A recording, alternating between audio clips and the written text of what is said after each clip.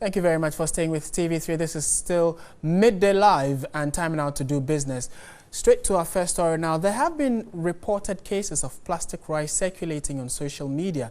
Plastic rice sold on the Chinese market has reportedly found its way into various Asian countries, including Indonesia and India, and then also Vietnam. Recently, we were told of the Nigerian authorities seizing containers loaded with so-called plastic rice.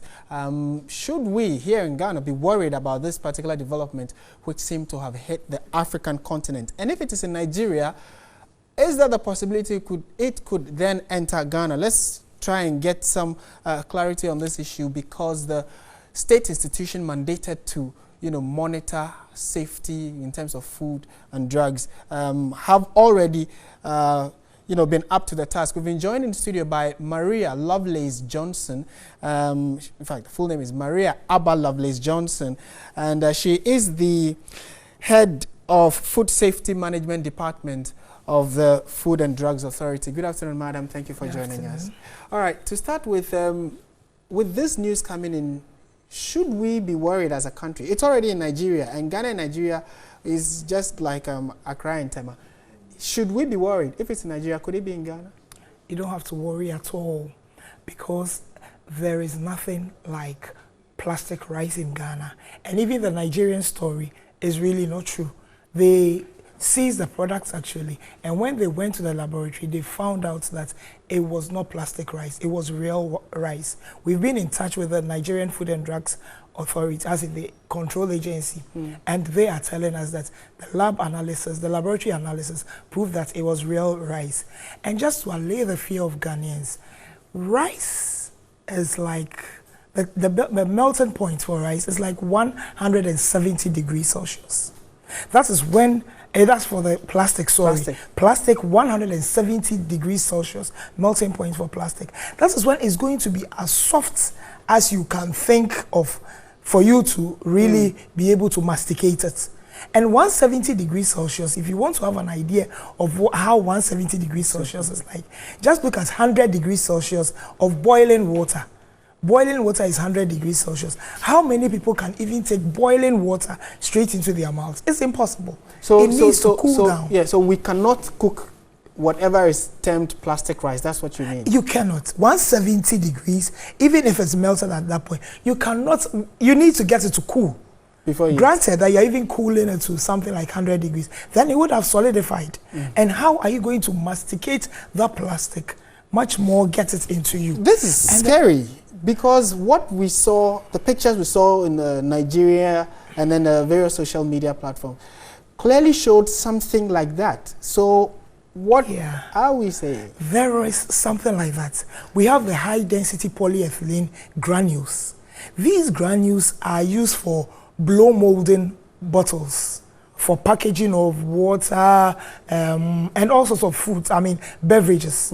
You blow mold them, and they are like rice. Those granules are like rice. We have pictures to show.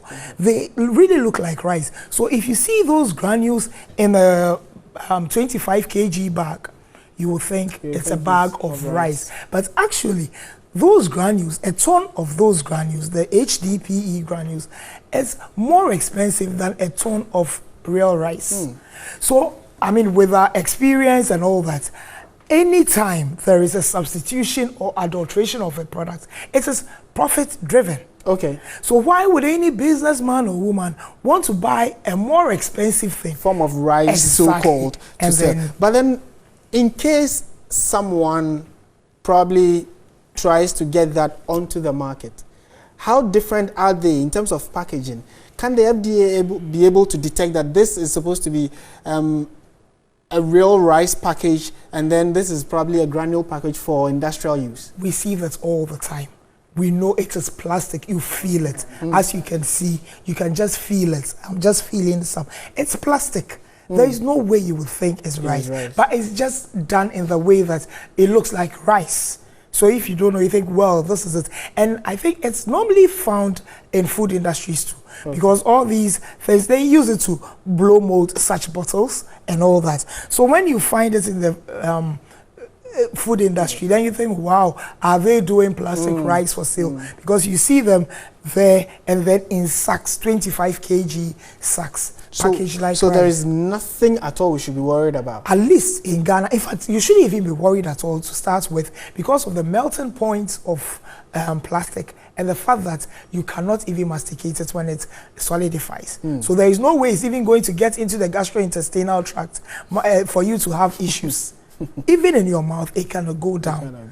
And then, as far as the Food and Drugs Authority is concerned, we have done thorough work with regards to this. It started a while ago, and we've really done some thorough work. There is nothing like that on the markets. All right. I mean, I can now rest easy, and I'm happy that quite a number of Ghanaians watching us now can also be rest assured, because the state institution mandated to ensure the safety of our food and drugs, that's the Food and Drugs Authority, say that there is no cause for alarm, we need not fear, and that they are on top of the job. We've been speaking with the head of Food Safety Management Department at the Food and Drugs Authority, Madam Maria Abba Lovelace Johnson, and she says, take it easy, enjoy your Christmas rice.